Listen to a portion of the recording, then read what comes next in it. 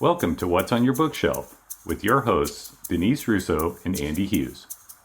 Hello, everyone, and welcome to another edition of What's on Your Bookshelf. It's a podcast series dedicated to leadership development and finding your purpose alongside Denise Russo and our producer, Scott Miller. I'm Andy Hughes. Thanks again for joining us here today. This is actually a continuation of the last episode that we had. So this is part 2 of the deep dive that we're doing on the series, the book Everyone Communicates, Few Connect by John Maxwell. So Denise, how are you doing today? Really excited to talk about this with you again. I feel like we could easily have 10 episodes on this one. Oh my gosh, I'm doing great. And it's so good to be here with you once again, Andy. I love talking about this book and the others that we'll share today. What's interesting about this book that we're sharing, Everyone Communicates, Few Connect, it's about what the most effective people do differently. So I can't wait to dive into these topics with you for part 2 today.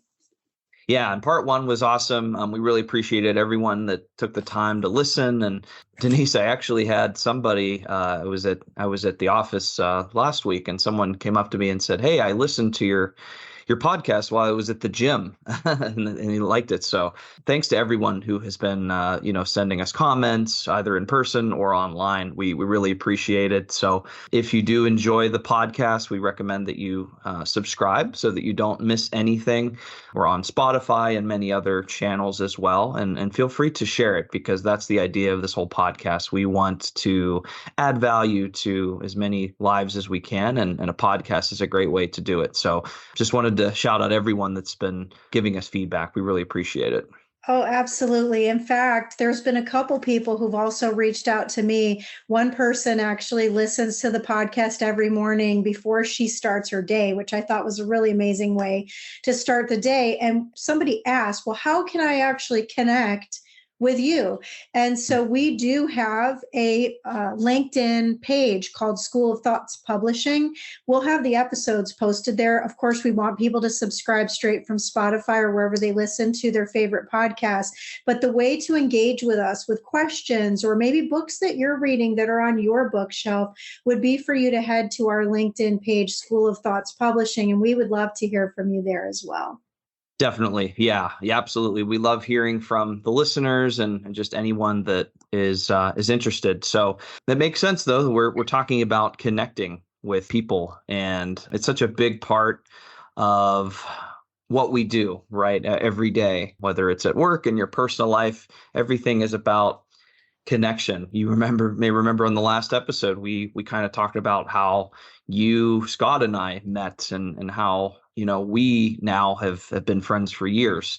I think it's really, really interesting. And I think it is something that, we can kind of dive into a little bit more. I know, Denise, you mentioned that kind of before we got on here, that there is another book that John Maxwell created that's similar to this one. And it talks about the law of collaboration and how our best thinking is typically done with others. And I think it's so true, because in my experience, you always want to get as many perspectives as you can for something, right? I mean, if you have to make a decision, whatever it may be in life, the team's thoughts will always be way more than an individual's, just because it covers a lot of different perspectives, maybe things you didn't think of. For me, I think that's just such an important concept to learn. And I think it's definitely one that we can discuss a little bit more. What are your thoughts on that?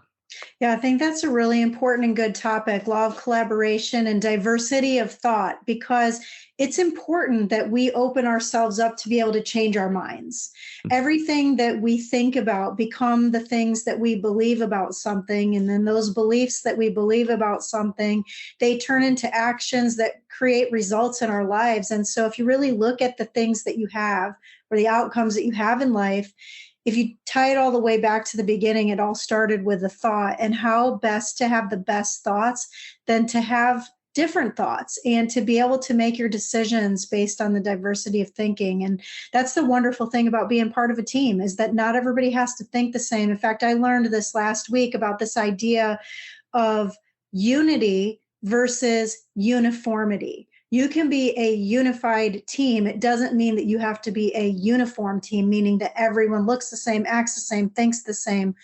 performs the same. And so that's what is so great about diversity. The book that you were just mentioning is John's brand new book. This book just came out. It's called The 16 Undeniable Laws of Communication. And it's a super add-on to the book we've been talking about, which is Everyone Communicates, Few Connect.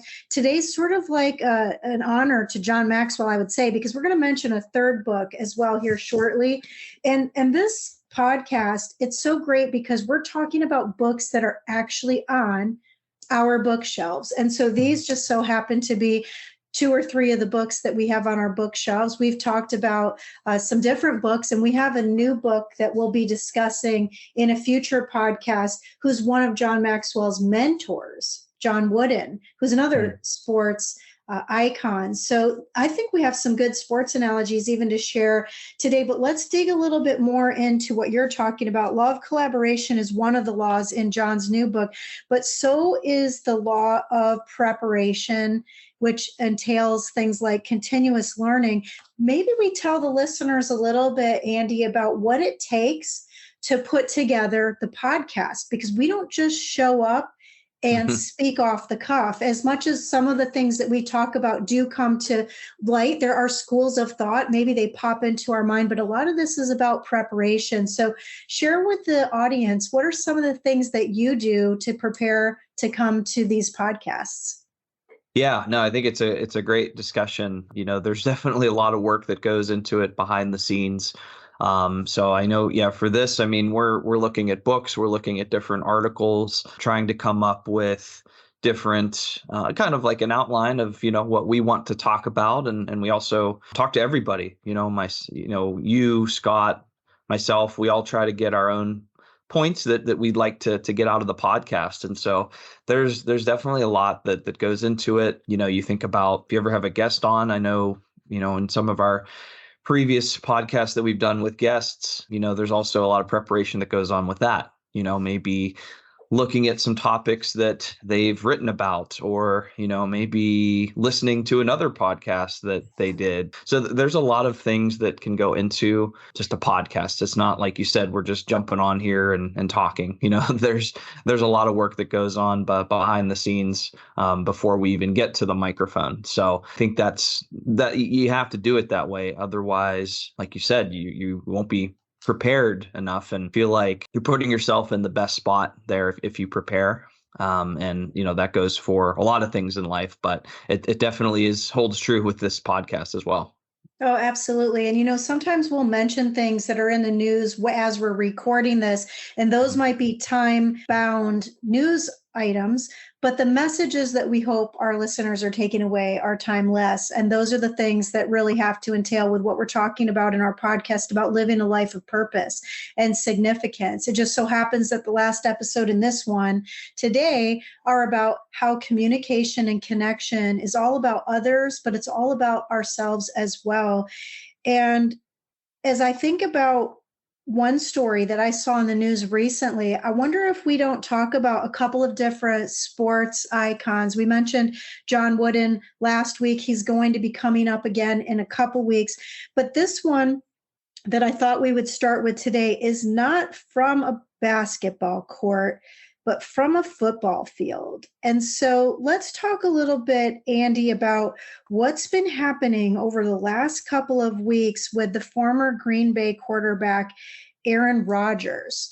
So Aaron Rodgers recently signed a $107 million annual contract with the New York Jets. Well, first of all, that is just an absurd amount of money. And what does this have to do with Everyone Communicates, Few Connect? Well, in John's book, one of the principles, number 10, is that connectors live what they communicate. In fact, I'm going to reference something in the book that might bring this to life if you have a copy of the book. If you don't have this book, I would definitely recommend going on to wherever you buy your books or download books and check this out, because one of the things that John says is that people whom I saw connect with others had better relationships, experienced less conflict, and got more things done than those who didn't connect.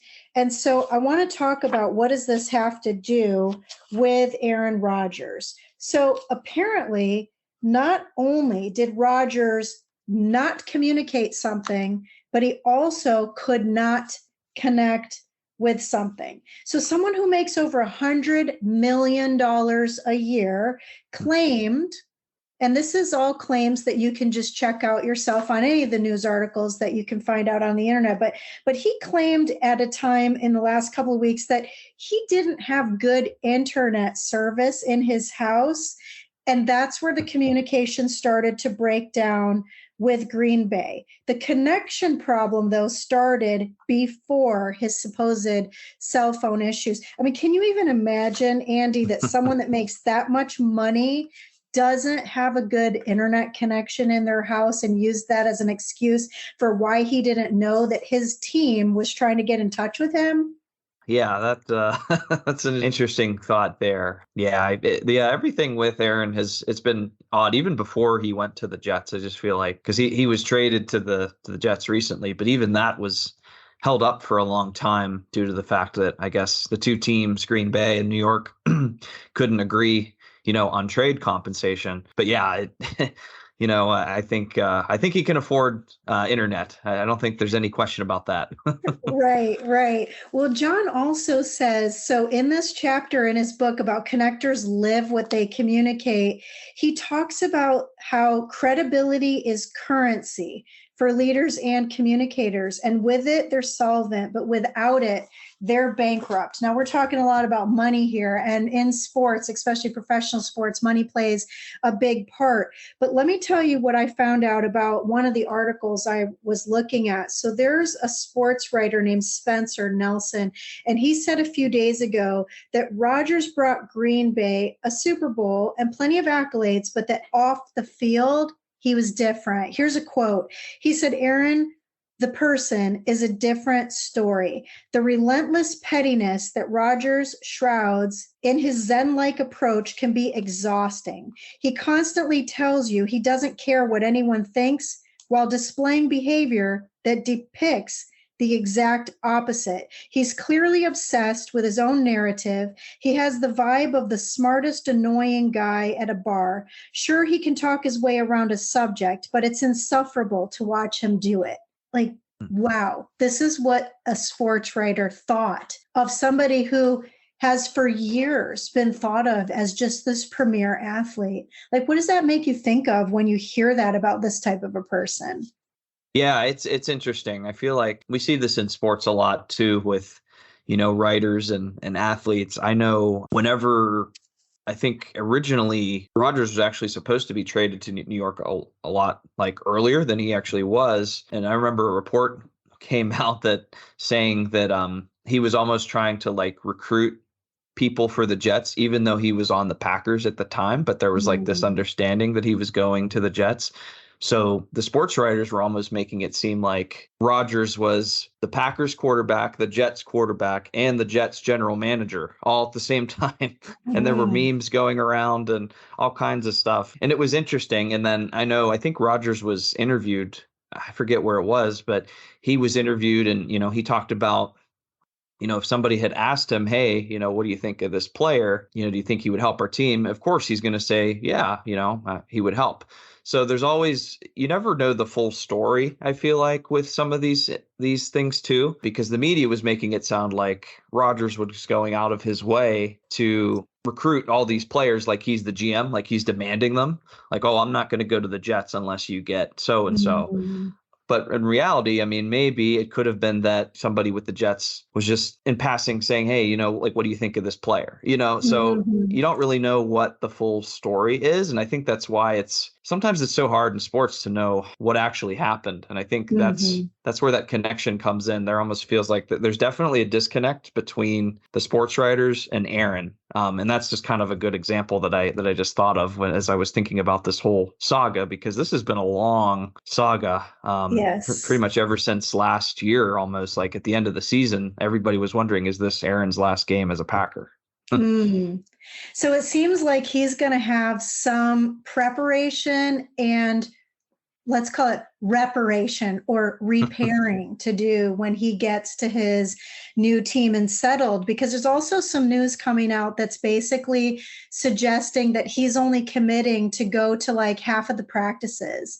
Yeah. Here's a guy who, of course, is stellar in his craft, right? Like maybe he doesn't need to go to all of the practices, but what does that say to his teammates? Like he's older, right? He does need to go to the practices, if for nothing else, then to build camaraderie, to build collaboration, to build unity, to be a part of the team, to show that he cares. Yep. How do you think, Andy, when we're talking about the topics of collaboration, connection, and communication, in this example, he needs to build fans and keep friends. How does that relate as well to what you might see in work as people either grow into different careers or maybe move to different departments? Have you seen this happen? Yeah, I mean, what you just said, I think it's important, especially if you are somebody who is well experienced and you're going to a new team or a new situation. In my eyes, it's really important to do everything that you need to do to make it the best situation that it can be. So for Aaron, I mean, sure, he's experienced and all, but this is his first time in New York, as a Jet. Mm-hmm. What does that say to the other rookies on the team? Maybe, oh, well, he's not going. Why should I go? I just think sometimes that can send the wrong message. In Pittsburgh, I know Sidney Crosby is a great example of someone who he's literally won everything in hockey, but he's always like usually the first one on the ice for practice and the last one done as well. So, there's always like that work ethic. And I think that absolutely translates to the business world as well. I think you really have to be an example and show that you're there to help the rookies or whoever it may be, just anyone on your team, just being there and setting that example. Because if you do that, then others will follow suit and they'll try to live up to that standard as well. But if you're kind of going halfway and not putting your full focus, then that can cause some problems. It might disrupt the team, and who knows, the team may not be as successful because of that. So you really have to really read into the situation. And I think with Aaron's situation, like for me, even though he's a veteran, it's still new to him. This is the first time he's ever gone to a new team. So for me, I think that requires some action on his end, really, to just do as much as he can to be around, be an example, and help the people that are going to be around him. Because at the end of the day, if he's throwing the football and his receivers aren't there, that's not really going to do any good. Everybody kind of has to be on the same page. Man, this is so good. You just mentioned a couple things, like if you, as a veteran or as a leader or as a tenured person, just show up, just simply show up and be a mentor to others, because you never know who is watching. And you talked a little bit even about work ethic. In fact, there was a story that's literally thousands of years old where there was a mentor and he had a mentee, and the guy's name was Paul, and his mentee was a guy named Timothy. And he talks about a quote that has been shared time and again, thousands of times across the world, where he talks to Timothy about being an example in his words and in his speech and in his conduct. And what we've just seen here in this story about Aaron Rodgers is that something's just not matching up right for someone who shows up one way, acts a different way, perhaps. Maybe, like you said, though, it's all on the surface, because we only know what the sports writers are telling us, no different than any news outlet. We've just seen in the last couple of weeks, right, two major newscasters from two competing television stations be terminated. Two completely diametrically different newscasters both let go from places where they were at the top of their game. But sometimes when you get at the top of your game, it's easy to slip. And when you slip, when you're high above, the fall seems to just hurt so much harder. But at the same time, Andy, John has another book called Sometimes You Win, Sometimes You Learn. That's one of my favorite books, because it talks about how life isn't always about just the score at the end of a game. It's about what you're learning along the way. In fact, I always think about when teams that win, the newscaster will say, well, what are you going to do next? And the teammate always says, I'm going to go to Disneyland. And yet the question then is, well, what about the team that so-called didn't win? They may not be getting ready to go to Disney World, but chances are really good that they're going to go back to the drawing board, go back into the locker room. They're going to look and look over and over and over again at the tapes. They're going to be looking at, okay, is something that happened in that game within our control, or was it outside of our control? Because there will always have to be some team that wins and some team that doesn't win at the end of the day. But it doesn't mean that the team that didn't win wasn't good. It Right. just means that either the other team was better, or it could mean that that team that didn't win was so high up on their thought that they just lost sight of what they needed to accomplish. So I heard something recently from a different athlete that was talking about not making excuses. Now, we just talked about an athlete on the football field. We previously talked about the basketball court. We're going to go back to basketball for a second. I want to talk about what's recently come out in the news, Andy, with Giannis, who's from the Bucks.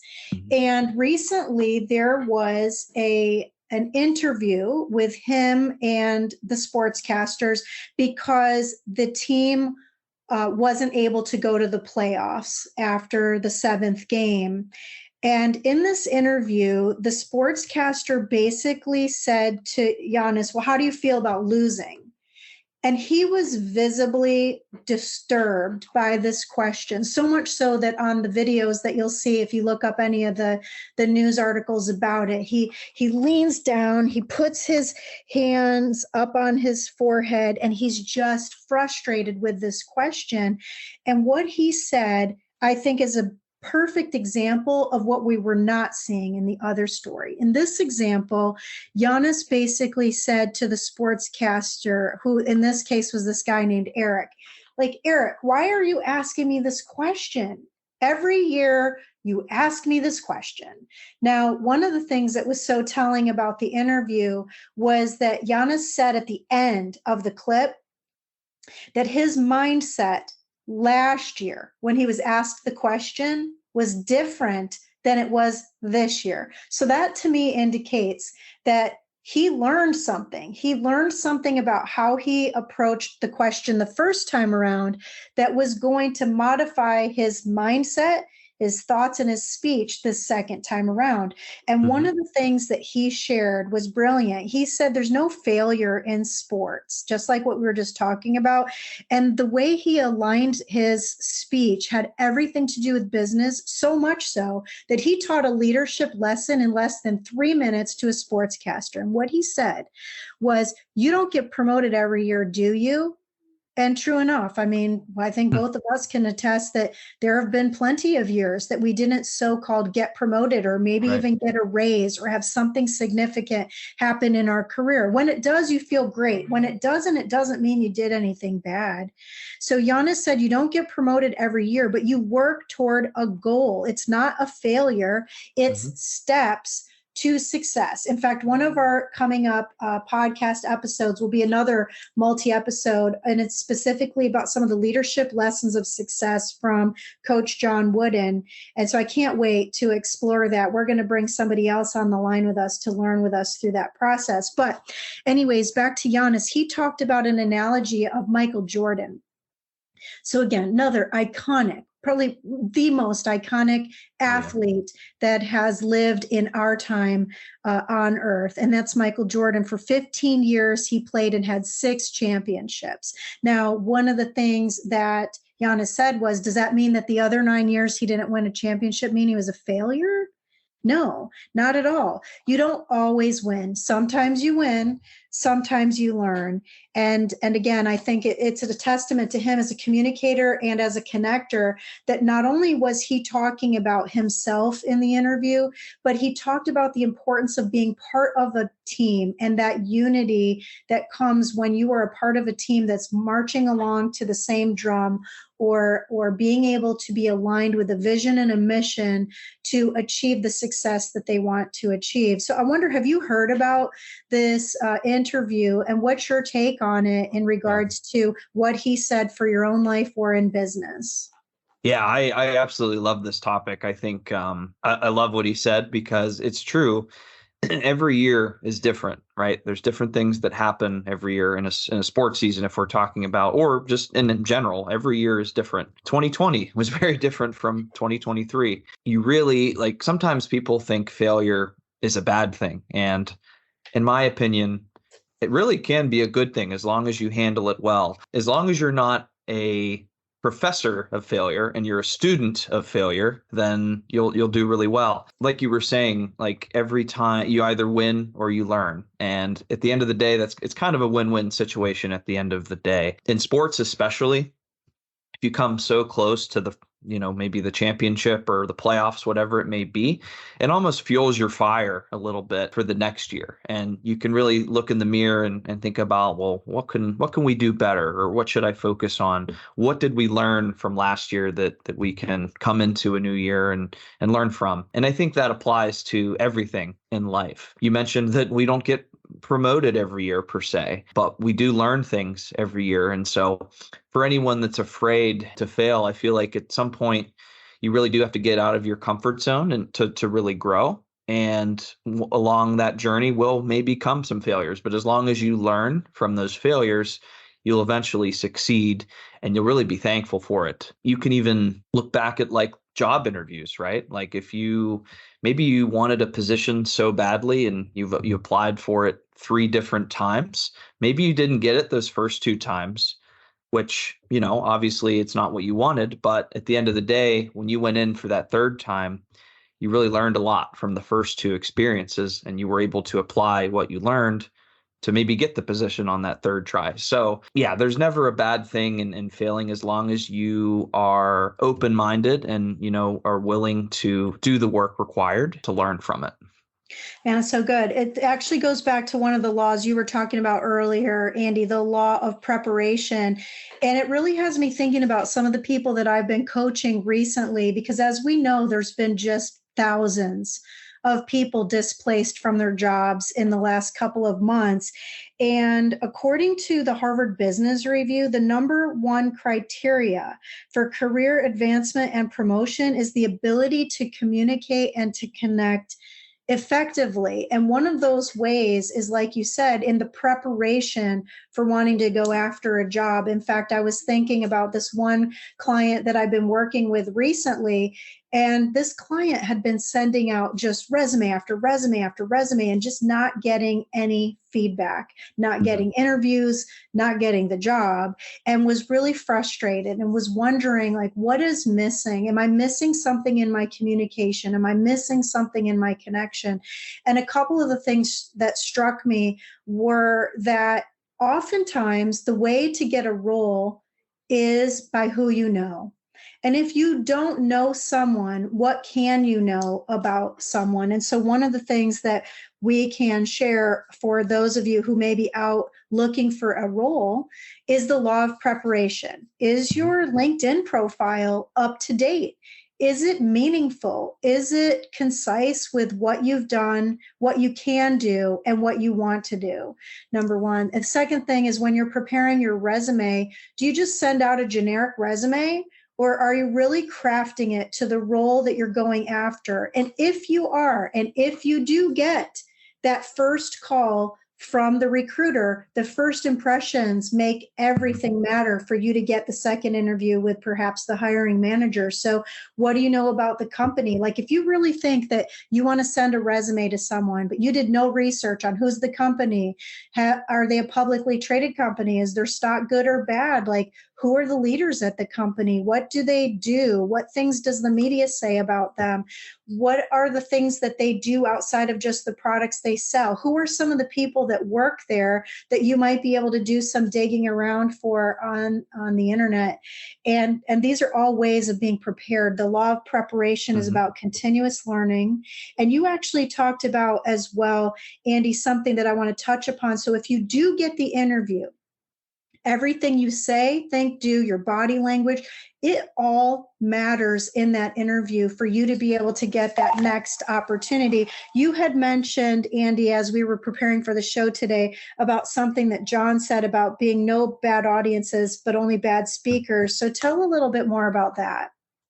Yeah, that was I really loved seeing that about this book.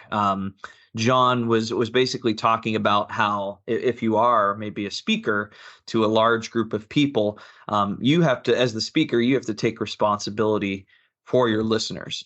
It's very easy if, let's say, maybe you have an audience that is very quiet or maybe just not really interactive. It's easy to say, "Oh, well, what's wrong with this audience?" But John actually talked about there's no bad audiences, there's only bad speakers. And I thought that was very interesting. And it kind of goes back to what you were saying with like preparation. You really have to think of ways to connect with people as the speaker. And so he called it cemetery communication. If you're talking to people and nobody's really interacting or listening, there's no real purpose with that. You're not really going to get anything with that. So I love just thinking about that because it's just sometimes so easy to say, well, why is this group so quiet? But really, I think at the end of the day, you have to think about, well, as the speaker, what am I doing? What can I do better? Is there something maybe that I can do to capture their attention better? Can I make this a little bit more interactive? Maybe I'm talking too much. Maybe we need to switch things up. So for that whole thing, it was very interesting to me. And it's not really a perspective that I really thought about. It sounds so simple, but I feel like when you're presenting, it can be hard to apply sometimes. So if you go in to a presentation thinking that way, that can really help because you're already starting to think about, well, how can I connect with this audience? What do I know about this audience and how can I connect with them? Because at the end of the day, if you don't have that connection, that meeting's not going to really go anywhere. You're not going to have people interacting or maybe even listening. So it's really important to get that connection part down. If you're speaking to a large group of people or even a small group of people, even if it's a one-on-one, you really have to start thinking about these things as the leader or the speaker. It's such good information that you're sharing because in the book, if you get if you get the Everyone Communicates Few Connect book, what Andy's referencing in here is at the end of each of the chapters, if I'm not mistaken, it's this book, not the one we shared before. Let me just check. I think this is. Yeah, at the end of every chapter, it gives you tips. John gives you tips on what if you're connecting one-on-one? What if you're connecting in a group? And what if you're connecting with an audience? So it not only tells you about the topic of the chapter, but how you can apply it based on the situation that you're in. And I think one of the things that you were just talking about that's so interesting to me, Andy, is how do you keep things fresh and new? Because if you're a speaker or if you're a leader and you're going to a meeting, chances are you've done the preparation perhaps. But when you prepare, sometimes you forget what you once didn't know. And so when you're now talking to the audience, whereas you may have repeated this message in your head or in your practicing time a million times, it might be the first time the audience is hearing it. And I'll never forget, like sometimes you win, sometimes you learn, right? And I'm going to tell you about a time where I did not win. I definitely learned. This was about, to date it, oh my gosh, it has to be more than 25, almost 30 years ago. I, at the time, was working for a premier theme park. And at this job that I had, I was a tour guide. One of the tours that I would provide at that particular time was on the back of like a tram, like a small bus, if you will. And I would take guests through the park and point out different things that they would find of interest. Now, I'll spill it and say this was at Universal Studios, otherwise it won't make any sense, okay? So at Universal Studios, Florida, the way that the park is set up is to display these backdrops from different parts of the movies based on location. So if you come into the front entranceway at Universal Studios and you go to the left, you'll see New York City. Around the bend, you'll see San Francisco. But if you start at the front of the park and you go to the right, you're going to see Los Angeles and Hollywood and Beverly Hills. And I'll never forget this one time. I don't remember why this happened, but the trams would typically go a certain way, whether it was clockwise or counterclockwise. And you had these scripts that you had to memorize about what you were showing the audience. And we did a different route on this one trip I was on. And by rote, I started giving this speech about New York City and everything that the audience was seeing. But Andy, we were riding through Los Angeles, Beverly Hills. Mm. It wasn't until I got to the end and people were looking really confused that I realized, oh my gosh, I did all the preparation, but I wasn't present. In that moment, I wasn't present. I gave the wrong tour.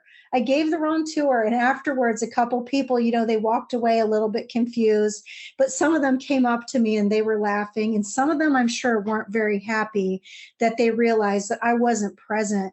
So when you talk about being a leader at work and not making excuses and not showing up disconnected and being able to communicate, but also connect with others, it's really about being present. In fact, today I made a post on my LinkedIn profile about the importance of presence in our mind and in our approach. And sometimes all it takes is just breathing. In fact, one of the things that I do with my team and with my coaching clients to make sure that we're present in the moment. You think about this, when you choose to invest your time with someone, like let's say the listeners that we have right now, you chose to invest your time with us for these last 30, 40 minutes or so. That's time you will never get back again. So we want to make the most of our message and we want to be fully present. And the way that it's really easy to do that when you're preparing to be with an audience, whether you're going on a stage, talking in a group, or you're just one-on-one, is to find the space to take yourself away from where you just were into where you are now. And the post that I made today was about the very simple act of just breathing. So if you think about this very simple thing, we all do it unconsciously all day long. Breathing in, breathing out. In fact, we don't do it well. There's a lot of research that even says that when you don't breathe at the full maximum potential in your body, that you can cause different disease to happen. But when you're breathing fully and healthy and holistically, you not only are going to provide oxygen into your body, but you're going to clear your mind so that you can be available to those that you're with. In fact, Andy, I don't know if maybe we could just try to even do it now with our listeners. It's as simple as just saying that you don't have to close your eyes, but if you wanted to close your eyes, you could. And for a count of 3, you breathe in, you hold it for 3, and you let it out for 3. So maybe we just try to do that 3 times. Yeah. And with our audience, because they probably aren't going to make the time to do this themselves when they hang up from this podcast, let's just do it together. Does that sound good? Sounds great. Yeah. All right, so we're going to start. I'm going to close my eyes. You don't have to if you're listening in, and if you're listening, we can't see you anyway. But what we're going to do now is just take a moment and think with intention. What did you get from today's podcast? What did you hear us say? What did it resonate with you inside? But we're going to do that in silence, and I'm just going to walk you through that. We're going to first sit comfortably. If you're driving, please don't close your eyes. Keep them open and follow on the road, but you can do this exercise with us. If it's more comfortable for you, you can breathe through your nose or you could breathe through your mouth, either way. But we're going to breathe in for the count of 3, 2, 3, hold it, 2, 3, and breathe it out, 2, 3. And we're going to do that again. Breathe in, 2, 3, hold it, 2, 3. Breathe it out, 2, 3. Last time, we're going to breathe in, 2, 3, hold it, 2, 3, and breathe out, 2, 3. Now, we only just did that 3 times, less than 30 seconds. Normally, you can do it where you do it for a count of 5 as you get better at it, because it's hard to breathe in to the count of 5. You'll find that you feel like your lungs can't even hold all that air.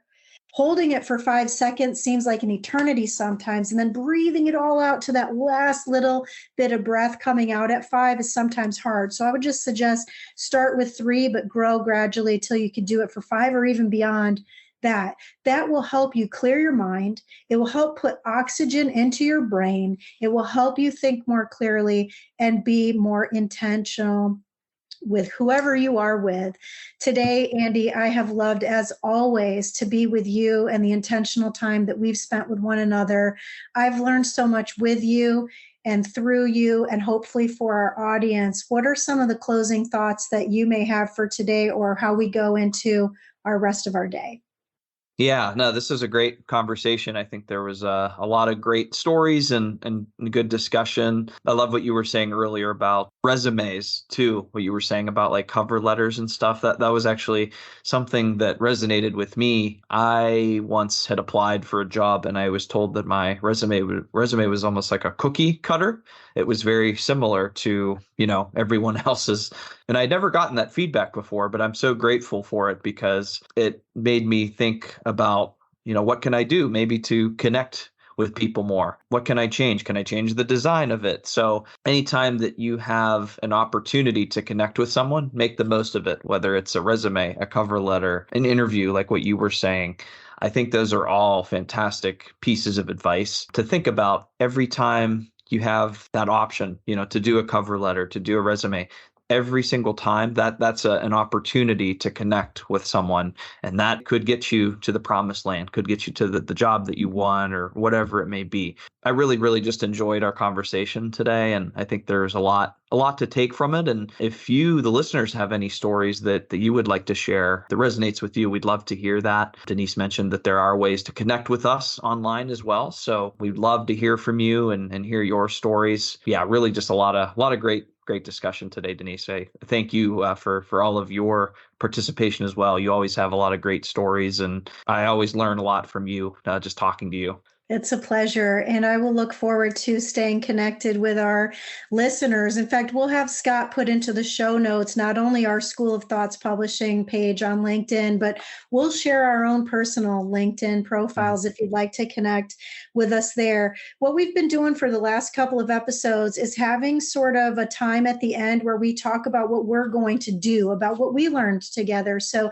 I think for me, Andy, I want to focus this week on intentionality and authenticity, and to ensure that every time I'm with whoever I'm with, whether it's my family, my friends, my coworkers, or maybe even just someone that I pass in the store, that I show up with my authentic true self, that I try to connect better without just communicating, and that I show intentionality in the moments that matter. Because just like for me, the moments that person invests with me are moments they'll never get back again. How about for you, Andy? What are some things you want to focus on? Yeah, honestly, for me, I can kind of echo that as me and you had interviewed Clint Hurdle a while back, and he said something that I'll never forget. He said, "Be where your feet are," and I like the way how he phrased that. Just kind of being out there and showing, making sure that you're paying full attention to whoever you're with. We have a lot of distractions out there right now with phones and just everything. So for me, it's also just continue to be there, be where your feet are. Really show focus and try to really just invest in that time, because as you said, you don't get it back. So I think for me, that's also something that I would like to focus on as well. Awesome. Well, Andy, it's been a pleasure. I can't wait till we have our next episode together of What's on Your Bookshelf. I'll let you close us out for today. Yeah, thanks again, everyone, for listening to this episode. Thank you, Denise, and thank you, Scott, for all of your hard work as well. So again, if you would, we would love to have you subscribe to the podcast on Spotify. We're also on a lot of other platforms as well. We'd appreciate it if you subscribed and shared with anyone that you know. And we will be interested in connecting with you as well. If you'd like to connect with us, please reach out to us. We'd love to hear from you. So for Denise Russo, Scott Miller, I'm Andy Hughes. Thank you again for joining us here on the What's on Your Bookshelf podcast.